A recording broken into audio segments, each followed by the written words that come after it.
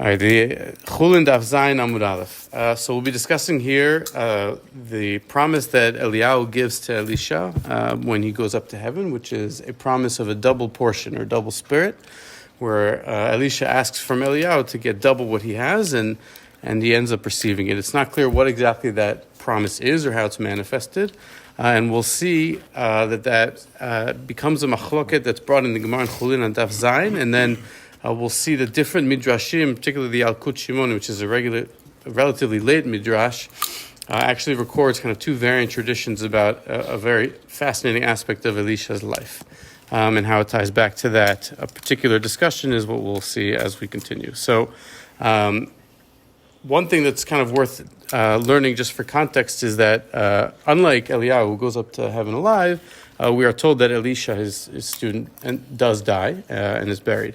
But something interesting happens upon his death. It says, "Vayamot Elisha and Melachim bet vayikberu ugdudei Moav yavo va'aretz bashana." So Elisha the prophet died and he was buried, and there were these bands or raiders from Moab that used to come into Eretz Yisrael bashana. Not necessarily clear what that means bashana, but you could say, as when the year began, or maybe they came with some sort of regularity. Vayem kovrim ish. There was a group of people burying somebody. V'hinei ra'u et agdud. And this group of people that were burying someone saw this raiding band from Moab coming. Vayishlichu ta'ish bekever Elisha. So in a panic, the Chevra Kaddish or whatever, they take this body and they throw it into the grave of Elisha, because they see this raiding band from Moab coming towards them. Vayelech vayiga ha'ish be'atzmot Elisha. So this person who was on his way to be buried, his body somehow rolled or went and touched the bones of Elisha. Vayichi vayakom al raglav, and he came back to life, and he stood on his legs. And that's the psukim. So it's a story of Tchiyat HaMetim, but it's unique in the sense that it's after Elisha himself had already died. It's just from the fact that he touched his bones that brought him back to life. So the Gemara in Xulin learns something very interesting from this use case. It says, "Damar Rabbi Chama bar Chanina, Gdולים Tzadikim b'Mittatan, יותר Maxayhem."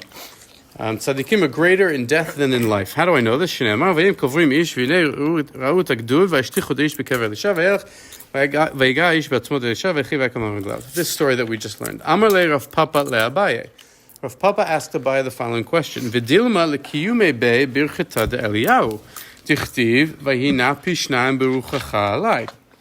So if Papa says, why can I conclude from this story that tzadikim are greater in death than in life? Maybe this particular instance was just necessary in order to fulfill Eliyahu's promise. Because as we said, Eliyahu's promise was to get that Elisha would get a double portion from Eliyahu. And if Papa here seems to be assuming that manifests through Tchiyat HaMetim, which is the ultimate miracle. It wasn't the claim that Eliyahu brought one person back to life, and according to this, he brought two. Exactly. So absolutely. So Eliyahu brought one person back to life, the Ben Safatit, and then Elisha, we're told, brought the Ben Shunamit back to life, and this is a second person that is brought back to life by Elisha. So Papa says maybe it was just because there was this promise that needed to be fulfilled, and you can't extract from that the general principle that tzaddikim are greater in death than in life. So Abaye's response... Meaning he's saying don't go and throw dead bodies on Elisha's bones. In general? Yeah. Oh, because it's a one-time... Yeah, it's a one-time deal. Okay. or the second one was some kind of zombie form, or the animating the dead. Go figure. That's interesting, right? It says, don't think that you could have done this more than once. Okay. I think his point is more broadly that and we'll talk quickly about when it says Gdולים Tzadikim b'Mittatan, יותר Maxayhem. So, right, and we'll see in a second. Rashi's assumption is that it's because why is this prove that Tzadikim are greater in death than in life? Because in death, the man just had to touch Elisha's bones to be resurrected. While in life, the story that's told is Elisha had to kind of circle around him 7 times and put his mouth on his mouth and his eyes on his eyes. It was a whole ritual. And in death, it was like this. He was able to resurrect him just from touch.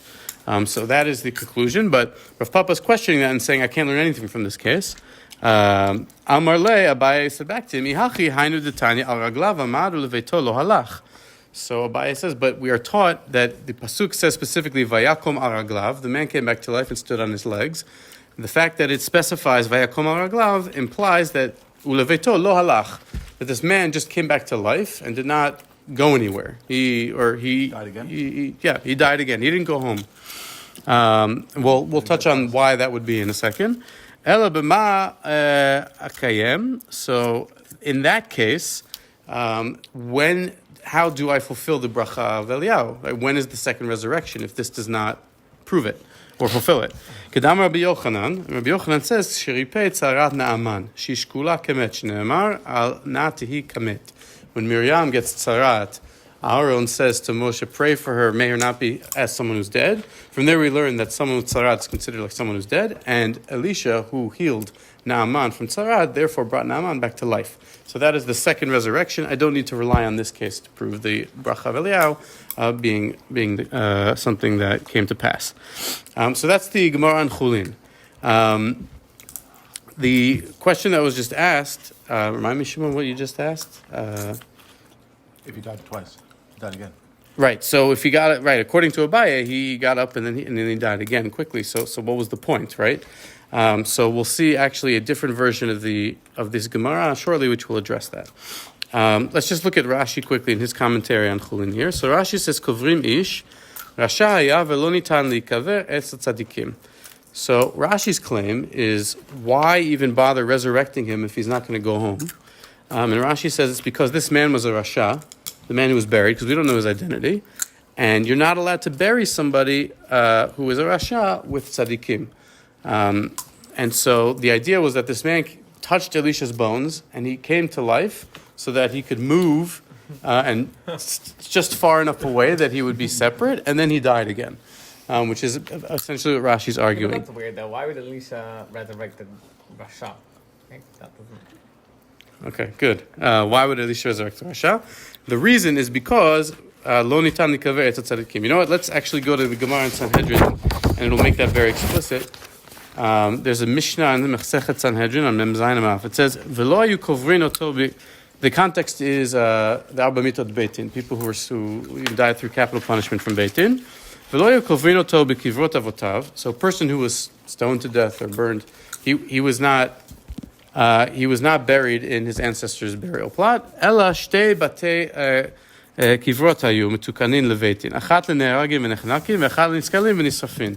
There were two designated graveyards, one for people who were stoned and burned, and one for people who were beheaded and strangled. They had their own graveyards. Nit akela basar, and this is going to be important later, but once the flesh decomposed to the point that it was just bones, melaktin et atzamot v'kovrin otam limkoman. They would gather the bones from these separate graveyards and then go bury them in the ancestral plots. The idea being that once the flesh had decomposed, the tshuva had been attained, and the Rasha had kind of served his kapara, and then he's allowed to go and be buried with his ancestors. That the whole idea of the first year after burial, the whole dinah of lut. Exactly. Yep. So that's a din in the Mishnah, okay? And then the Gemara says, "V'lo yukovrin," and it asks Reuven's question, "V'chol kach lama?" Why did they go through all of this effort? Lefi she'en kovrin rasha es tzadik. There's this idea that you do not bury a rasha with tzadik. And that's it. Damar bichana bar Chanina, minayin she'en kovrin rasha et tzadik. And how do I know this? Well, lo and behold, Shnei Amar v'yen kovrin ish v'nei rut ha'gdud v'yishlichu ta'ish b'kever Elisha v'yega ish b'atzmot Elisha v'aychi v'yakom ha'raglav. So this is the proof for this teaching that we need to separate the dead from the living, because the wicked from the righteous, because Elisha could not tolerate, or the bones of Elisha could not, under any circumstances, it was unacceptable for them to be touching the bones of this person who was a rasha. Is there any proof from Esav and Yaakov, or was that more of a space in Mas Machpelah than you can't be here because you're not righteous? Okay, elaborate, meaning Meaning you could maybe prove it from there as well, when they wouldn't let Esav come and be buried there. But I don't know if that's Why, a good argument. didn't his head roll the way there or something? Yeah, but originally they tried to come bury him and they were protesting. Oh. Was that because he was wicked, or because there was one space left? that's a good question. But that's it's in Midrash all that or no? Well, Yeah. the idea was that So then you could Hushim bring ben this Dan thing. severed his head, Thing. and Yeah, his that's- head rolled. that's a good He Gemara. was trying to prevent Yaakov from being buried there. That's what it was.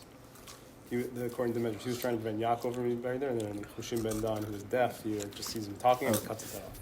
He was trying to And stop his head Yaakov being rolls buried up. because he wanted to save space for himself.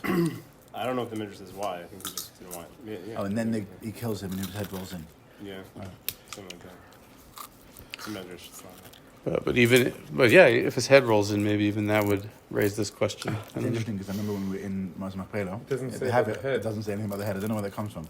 So The original it's Medrash or Gemara, whatever it is, on the wall there, and it says like the Nikpura Gam Sham or something like that. It doesn't Yeah. say anything about the head. It's another I method. never saw it.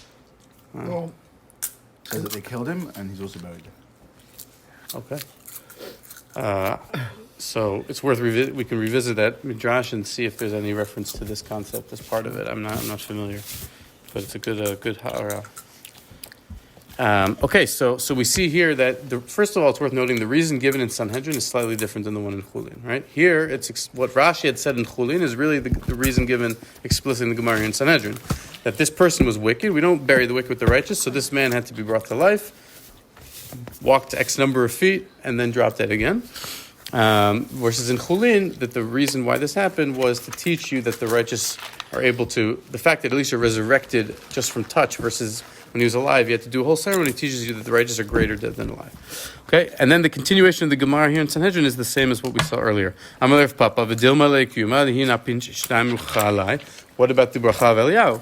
אמר לי, יחי היינו תתניה רגליו עמד וביתו לא הלך, אלא והנה פי שניים איך היא משכחת לה, דאחיה, דאמר לי רבי יוחנן, אשר יפה צרת נאמן, ששקולה כמת, כלכתיב ענה כי כמת, is exactly what we saw in Hullin. Okay, so there's kind of these two parallel Gemarot where the conclusion of what you learn from this is the same, but it applies the story of Elisha in the same way to teach me there was someone who was wicked and he was resurrected but not permanently.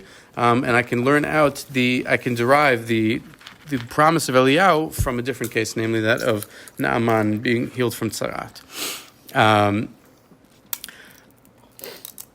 Let's look at Tosfot for a second in Hullin, because Tosfot has a question. This is just kind of an interesting point on Rashi's comment, right? So Rashi, when he says Vaiga ish be'atzmot Elisha vayichi, so Rashi says Vilu b'chayav ksheratza la'achiot ben hashunamit utzrach lasum piv al piv, lasim piv al piv ve'inav al einav ulevakesh rachamim. Right? That Rashi is highlighting that the gdolim tzadikim bemittatan יותר מחייהם is alluding to the fact that, as we said before, it was just he was able to touch and revive versus having to do a whole ceremony. So Tosfot says Pirush bekuntrus dedaras mima she'achia b'negia ba'alma. Kedichtiv vayiga vayichi. Okay, that when he was dead, he just touched the person and the person revived, and so that's why he's greater. V'kasheh, and Tosfot says this is difficult. De'im ken mai parich v'dilma l'kiyumei birchata de'Eliyahu. Mikol makom haya gadol b'ma shetarach lachioto b'chayav yoter mibevoto. And Tosfot doesn't understand Rashi's explanation because he says, if that were the case, so what is the Shakla Vitaria helping here? Because the next question that's raised by Rav Papa is to say, well, maybe this was to fulfill the promise of Eliyahu, but that doesn't really change the fact that it's still more. Why is that a rejection of Rav Chama Bar Chanina's conclusion? In other words, it's still the fact that tzadikim are greater in death than life because he still had to work harder.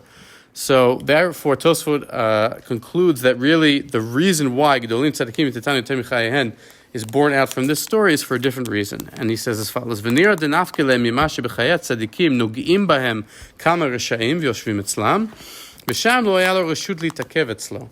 That the teaching is, why are tzadikim even greater in death than life? Because in life, tzadikim have to interact with Rishaim and deal with them and dwell with them. And in death, Elisha was able to just, get this guy out of here. You can't even touch me, right? And so that was kind of this level of greatness that the tzaddik is able to be isolated so completely from wickedness in a way that doesn't happen in life. If we look at the Iyun Yaakov in the next source, and I apologize, the letters are a bit small, but if you look at the 3 lines from the bottom, in the middle of the line it says, Uma shemakshim tosfot. Iyun Yaakov tries to redeem Rashi here, where he says, Uma shemakshim tosfot, demai makshe ashas v'dilma l'kiyumei birchat Eliyahu, hachi pirusho. Iyun Yaakov says as follows, Kevan she'utzrach l'kiyumei birchat Eliyahu, וכיוון שכבר מת, שלא היה באפשר לשום פיו על פיו, הוא צריך לחיות בקל על ידי נגיעה בעלמא, כדי שלא יבטל ברכת אליהו. In other words, the Iyun Yaakov is saying, the problem is, with Tosfot's question, that Elisha couldn't have revived this person the way he had revived the Ben HaShunamit, because the ceremony by the Ben HaShunamit required Elisha to put the mouth on the mouth and the eyes on the eyes, but he's dead here. So he can't do that. So it's not to say that the tzadikim are greater in death than life because he just touched, but rather to say that Eliyahu's bracha has to come true, but the only way for it to come true is through negiah ba'alma, right? Because he can't do the whole ceremony, but if he were alive, he would do the whole ceremony, but it doesn't teach me that the tzadikim are greater in death than in life. That's really what Rav Papa is asking when he says, but maybe this is still feel the bracha of Eliyahu. In other words, that he's dead already. So there's nothing that he can do to kind of replicate the ceremony earlier. Okay, this is kind of like a side. Okay, it's not really our key point.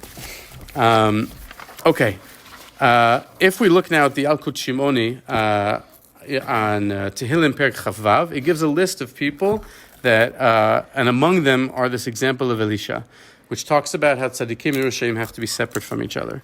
So davar acher al te'asof im chataim nafshi. So this is a pasuk in Tehillim which says, "Do not let my soul be gathered in amongst the sins." Elo mitzrim sheken Yaakov tzival Yosef ana tikbereni b'Mitzrayim. So Yaakov said, "Don't bury me in Egypt. Let me send me to Eretz Yisrael. I don't want to be buried with the rishaim in Egypt." Rabbi Yochanan amar b'shnei mekomot matzinu shetzadikim mevakshim HaKadosh Baruch Hu shelo yasfu im rishaim. Then Daniel amar da da da da da. So there's a proof from Daniel. David amar al te'asof im chataim nafshi. This pasuk here. Rabbi Chalafta b'shem Rabbi Bao amar ktiv vayhi ke'aseret yamim vayigof Hashem et Naval bayamot. There's a story of a man named Naval, which David kind of has a whole back and forth with. He ends up marrying Naval's wife Abigail, but the Torah tells us that Naval was a rasha. That after around 10 days, God struck him with a plague and he died. So Talalo akatuv shivat yimei evlo shel Shmuel. So somehow we know that Shmuel died in the beginning of those 10 days, and there was the Shiv'ah of Shmuel, 7 days. Shelo yitarev evlo betoch evlo shel tzadik. The reason why, even though Naval deserved to be knocked out immediately, that it waited 10 days was because Shmuel had just passed, and God wanted to make sure there was no evel of the tzaddik with the evel of the rasha. So this isn't burial in the sense of the same burial plot, but just in the broader sense of making sure that the two of them don't get buried at the same time or together. That's our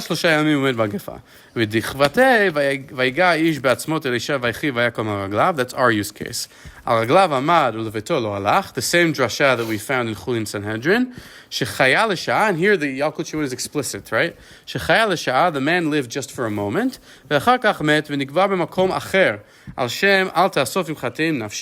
That Elisha, David's prayer in Tehillim, that may I not be buried with those who are wicked, is being applied to Elisha, and that's why this man revived. So, of course, what's fascinating about this whole approach is that this man was a rasha, right? We don't know who he was according to this approach, but he was wicked. He was revived, and that's not a trivial fact. Just not through any of his own merit, but because Elisha. We wasn't able to be buried next to Elisha, or alternatively, in order to show that tzaddikim are greater in death than in life. So he was almost just this vehicle of resurrection, but nothing through his own merit or anything that had to do with him per se.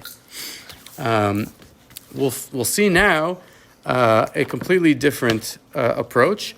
Before we do that, I want to quickly look at the Rashi and the Maharsha here, because until now we haven't tried to identify this particular Rasha. Okay, so he was a Rasha, but who was this guy? So Midrash, of course, abhors a vacuum. It has to try to find an identity of someone's resurrected. He's not just some stam guy, right?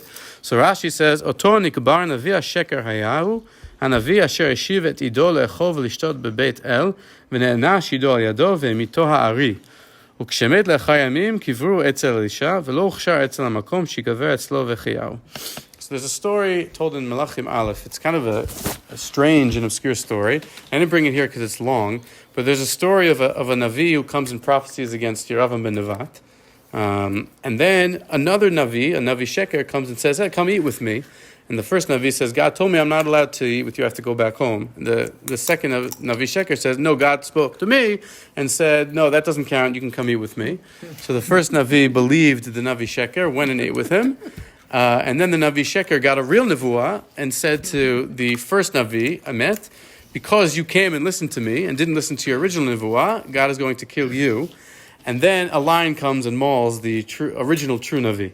Well, So Why does the real Navi believe the fake one? He's like, I lied before, but now I have a real one. it's a strange story, but it's all in the psukim. It's not in the midrashim or anything. Anyways, so then the Navi Sheker says, I want to be buried with the Navi Emet, whose demise I caused. Okay, so Rashi claims that Navi Sheker is this man in this story. It's the same one, right? Meaning he made a statement about wanting to be buried with someone righteous, supposedly, and then he got messed over. Okay, good. You're expand on that. So what's Rashi getting at? Yeah. No, we have a story of somebody who's a Rasha who says, "Bury me with a tzaddik." Right? That's his desire. And by saying that he's the man now, that he gets thrown in the thing with Elisha, but he gets revived and kicked out, he's like, no, you don't get to do that, right? So there's kind of a certain irony to that he caused this Navi Emet to be mauled by a lion, and then he ends up paying the consequence of not getting his wish at the end of his life, in a sense. And Maharsha, I think we can kind of skip it. It's a bit of a detailed thing, but he kind of goes and tries to understand Rashi's opinion a little bit more. I want now in the last kind of 10 minutes to focus on a completely different midrashic tradition, okay? And that is to say that we've been completely off about our entire understanding of who this person was and how to apply it to the idea of burial of the righteous and the wicked and everything else. We've been completely off the mark. To understand the second tradition, we have to kind of read these psukim in Lachim Bet, Perik Chaf Bet. This is the reign of Yoshiyahu, who was the last righteous king of Yehuda. He does this whole reform, and he brings about this big kind of tshuva movement. And as part of that, he rediscovers the Sefer Torah, and he tears his clothes, and he wants to kind of consult with the Navi to understand what he's supposed to do. So it says, "Vayiki Shmuel HaMelech et divrei Sefer Torah veikrat gadav." Okay, so he tears his clothes when he hears the Torah read for the first time. "Vayitzav HaMelech et Chilkiah Kohen, ודחיקם את שפן ודחבור בן המחיה ואת שפן השופר ואת הסייע ואת עבד המלך לאמור וכו דירשו את השם בעדי ובעד העם ובעד כל יהודה על דברי הספר הנמצא הזה כי גדולה חמת השם אשר היא נצתה בנו על אשר לא שמעו אבותינו על דברי הספר הזה לעשות ככל הכתוב עלינו." So Yeshayahu is saying, he hears the Sefer Torah for the first time, and he says, we must be in big trouble because we haven't done any of the things that the Torah told us to do. Go find out how great God's wrath is and how we can fix it. I mean, it's the Torah that they found, there was stuff missing from the Torah that they had, or something like that. Say it again? What? Okay. No, something that was, I'm pretty sure that this Torah had something that was missing from the Torah that they had at the time. That was part of the reason why. It was the last book left or something. They found a book within the treasures of the king buried somewhere. And Right, this is the last one, yeah. Right. I thought it was been changed since Modern Torah. Yeah, this is part of the chain. Yeah, this one was. And also the claim is that the Aron, the Aron was buried at his day, Yoshia. Correct. Buried when missing. וילך חלקיהו הכהן והחיקה מחבור ושפן ועשרה אל חולדה נביאה אשת שלום בן תקווה בן חרחס שומר הבגדים ויושבת בירושלים במשנה וידברו אליה. So a couple things are unique here. Number one is they go to a female prophet named Hulda, and the other is that her husband is named as Shalom ben Tikva, Shomer Abgadim. He had some role as kind of keeper of the clothes, and she lived in Yerushalayim, and they went and they spoke to her, and she gives a whole nevuah about Yoshia. Very nice. Okay. Why do I care about this? Look at the next midrash, Yalkut Shimoni. Okay. ויגע איש בעצמות אלישע ויחי. אמר רבי חמא בר חנינא גדולים צדיקים במיתתם יותר מחייהם שנאמר אביהם קרובים בגומר. So here we have what we saw in Hullin on Daf Zayin Amud Aleph, that this story of Elisha and the person who touched his bones proves that tzadikim are greater b'mitatam b'chayhem. Milta de Rabbi Eliezer avida pliga. But the words of Rabbi Eliezer act as a contradiction to this, or as a different opinion. Damar Rabbi Azariah, Kedal lecha koach hatzdaka. Know how great charity is. Mishalom ben tikva. She'am gdolei hador, from a person named Shalom ben tikva, which is the husband of this Hulda. Okay? that he was from the great people of his generation. He always did charity. What does that mean? He would fill a pitcher of water or a flask. He would sit at the entrance to the city. So anyone who would come from the road, that he would give him the water, he would make him feel better after a long journey. And so he merited to have the Shekhinah dwell in his house through his wife Hulda.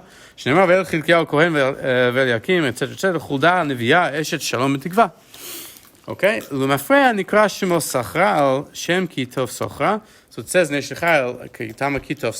and it says in his lineage Shalom B'Tikva ben Charchas or ben Sarcha in a different version Divrei Yamim, so it makes that connection as well. Ukshemet Ba'ala, and when he died, Shalom ben Tikva, Chasra otat tzadeket et Ba'ala, that righteous Nevi'ah Hulda did not have her husband. V'yatzu kol Yisrael ligmol chesed im Shalom ben Tikva. So everybody came out to mourn. V'ru achayil sheba aleihem, okay? And as they are taking Shalom ben Tikva to be buried, they see a marauding band. V'yashlichu et ha'ish bekever Elisha, and they threw him into the grave of Elisha, v'chaya, and he came back to life. V'achar kol cholid et Chanamel, shneimar hinei Chanamel ben Shalom. And then after he came back to life and was resurrected, he had a child named Chanamel, as it says, Chanamel ben Shalom. Okay, so there's a few things here. Okay, number one, we said that this man was a Rasha. And Shalom ben Tikva is described as Migdolei Hador, and he was the husband of a Nevi'ah, and he did tzedakah. Clearly, Rasha is not the right way to describe this person. That's number one. Number two, he comes back to life, and far from walking a few feet and then dropping dead again, he not only goes home, because we said the language before was Velo alach lebeto, not only did alach lebeto, he then reunited with his wife, and he had a child after his resurrection. So that's a big difference. Isn't that Chanamel the uncle of Yirmiyahu? With the whole idea with buying his I think it's, yeah. buying his land. There was a whole issue about that. That would make sense time-wise as well, because Yirmiyahu lived the same time as Yoshia and Hulda. Yeah. But what doesn't make sense time-wise at all? Is Elisha. Yeah. And I was like, Yoshiahu lived... Elisha was dead, so his bones are his bones. Good. Assuming the story took place right after his life, so I guess you have to read the context of that. So what Eitan is arguing is when we're told in Melachim Bet, Elisha died and was buried, and then marauding bands used to come, whatever Bashana means, and they were burying someone. This is happening hundreds of years later. Which is probably a stretch. But that is the assumption in this measure. But you're right that you could say that Elisha died, and then there's just as an aside before the Tanakh goes back and talks about the episodes that happened, the incidents that happened after Elisha's death. It tells you, and by the way, hundreds of years later, Hulda's husband ended up getting resurrected by him, and it makes sense to bring that over there because it's talking about the grave of Elisha. But yes, chronologically, you're talking about a gap here of a long time. Sorry. Yeah. It does kind of make sense with the explanation to say he went home, because just to say that he stood up on his feet doesn't imply that he didn't do something else. Right. Oh, he stood up, great, because he was resurrected. There's no and then he dropped dead. Well, you just said by your feet. It's very specific to say. And he stands on his feet. And he stands on his feet, meaning he didn't just get resurrected and lie on the floor. He stood up but he didn't carry on living. He didn't go on to live a happily ever after. I mean, what's bothering you is why resurrect someone? Really, the reason to resurrect him, and this is what the Talmud says unapologetically, is just because Elisha can't be buried next to him. That's the reason to resurrect somebody. Right. Right? Versus, no, there was some actual legacy that came from it in the sense that there was people who were born afterwards. Yeah, I think that's part of what's maybe motivating it. But the bigger issue, I think, here is that if you say he's a tzaddik, this can't jive, at least at first glance, with what we saw earlier, right? The idea of saying that Rashaim can't be buried next to tzaddikim, well, he was a tzaddik, so that this has to be a separate tradition. At least that's what Radak says. Radak in his commentary says, Mirazal, from the Chachamim, ki chaya ve'olid banim, right? That then when he came back to life and he had other children, v'atam shechaya l'kayem birkat Eliyahu. And here Radak says something interesting. He says, so why was Shalom ben Tikva resurrected? In other words, okay, he gave tzedakah in his life, very nice, but lots of tzaddikim live but don't merit to be resurrected. So why did he get to be resurrected? To fulfill the bracha of Eliyahu. Okay? Shenatan lo pi shnayim berucho. ואליהו החיה מת אחד, והוא החיה שניים, אחד בחייו, בן השונמית, ואחד במותו, זה האיש. ואמרו, כהוליד בין האיש הזה, היה שלום בן תקווה. What is Radak saying here? Right? The Radak is here holding, like Rav Papa in the Gemara, right? Because Rav Papa says maybe he was resurrected to fulfill the promise of Eliyahu. That's what Rav Papa said. And Abaye said, no, because it says that he got up, but it doesn't say that he went home. So Radak is saying, well, this midrash says that he did get up and he did go home, and therefore it was a fulfillment of the bracha of Eliyahu. And so he says Rav Papa was correct, and therefore Rabbi Chama bar Chanina, who says Gdולים, Tzadikim, Bimitttem, Maxayhem, he's not correct. So here he's reading this midrash in as kind of the part of the Shakla Vitaria, and that's something that's said explicitly by the Rif. And with this we'll conclude. Back on the first page, the Rif goes through kind of a whole analysis, but he brings this midrash that we saw in the Alkut Shimoni. And he says,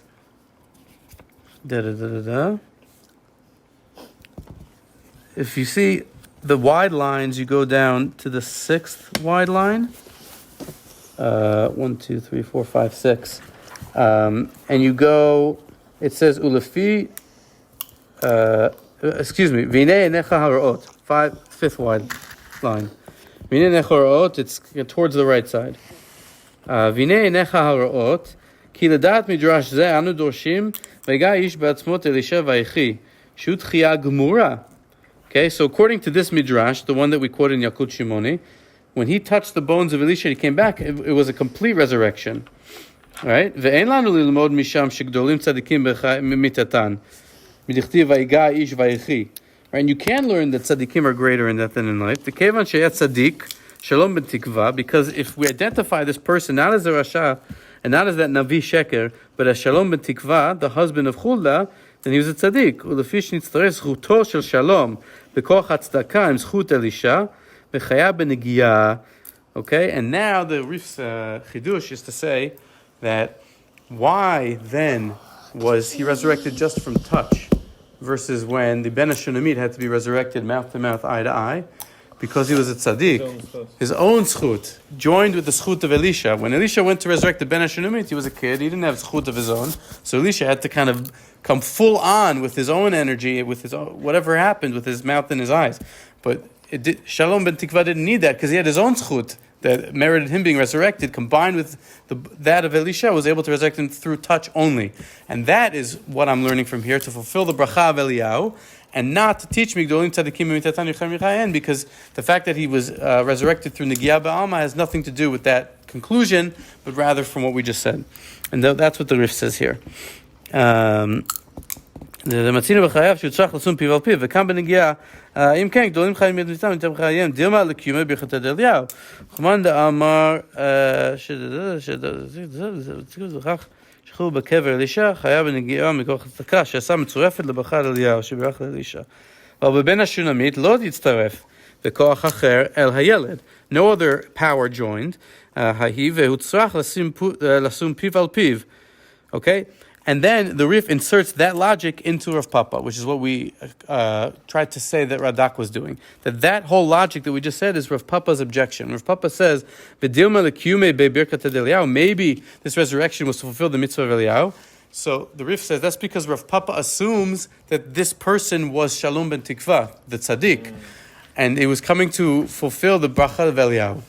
And not to teach me Gdולים Tzadikim Bimitttem Maxayhem. And then when Abaye responds, and this is, I think, the brilliant chap of the Rif, when Abaye responds and says, no, that we are taught, Al Raglav Amadu Levito Lo Alach, that he was resurrected, but he didn't go home, Abaye is saying, and therefore he couldn't have been Shalom ben Tikva. He couldn't have been, because we know Shalom ben Tikva went home and had another child.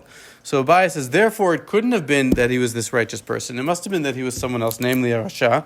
And therefore it wasn't to fulfill the bracha of Eliyahu, because, and the Rif says this as well, there's no way Eliyahu's bracha could be fulfilled through a Rasha. And therefore it teaches me Gdולים, Tzadikim, Bimittatan, יותר, Maxeyhem. So then, where do I see the fulfillment of the bracha of Eliyahu? The fact that he healed Sarat of Naaman, and that's considered as a resurrection. So the Rif reads in these two completely different midrashic traditions of who this person was. Was he a Rasha, as Rashi claims, perhaps even a Navi Sheker from an unrelated story, or was he someone completely different, a tzaddik who lives hundreds of years later, named Shalom Bet Tikva? He reads that into the machloka between Rav Papa and Abai. They say Rav Papa doesn't say explicitly, but that he holds it's not just that he's arguing with Abai like Tosfot and the Yun Yaakov said about the details of what does it mean that the tzaddikim were greater in death and life. Is it because they touched? Is it because he sat with tzaddikim, with the Rishaim in life and on death? No, Rav Papa's arguing on the mitziyut. No, you misunderstand who this person was. It was a completely different person, and therefore I can't conclude what you thought that I was able to conclude, but rather this is teaching me that this is a fulfillment of the bracha of Eliyahu. I think there's another thing you can also add to it, the fact that, Midrash also speaks of where Eliyahu wanted there's the three keys that Hashem has, which is the key for rain, the key for resurrection, and the key for birth, if I recall correctly, and Eliyahu he was holding the key for rain, and then he asked for the key of resurrection. And the Midrash asks, how is it possible that the Talmid has two and the Rav Hashem has one? Yeah. So and you can also argue that Eliyahu's right hand man was Elisha. Elisha's right hand man was Girzi. Not exactly a very positive guy if we're already dealing with the whole connection of connecting in his life a Rasha and a Tzaddik. So one can argue that upon his death, when Elisha died, then he needed to be separated from the Rasha, unlike in his life where Girzi was his, if you like, his right hand man. So that maybe in other words, he fulfilled in his death what he didn't really do in his life. So and maybe also you can understand where he had to go through a whole process of reviving the son of the Shunammite. So I guess just a thought on that end, and you see obviously where technically Eliyahu gets gets a bargain on those keys, and it's easier for him, and then he goes up to the heavens alive, so to speak. Right. And then, Elisha says, Avi rechev Yisrael u'parashav. So again, if you want to do the comparison. Right. Yeah, I mean, Elisha, when he dies, Avi rechev Yisrael u'parashav, but it's said by the Melech Yisrael, who was a Rasha at the time. So, yeah, Elisha definitely spent time with Rishaim in his life, Gehazi and others. It also connects with one of the known acts that because he was involved in is the whole idea of the Tzarat Naaman. Right. By the way, by the way, what did he do? He tricked Naaman and took from him, as opposed to Shalom Bet Tikva, who gets tzedakah.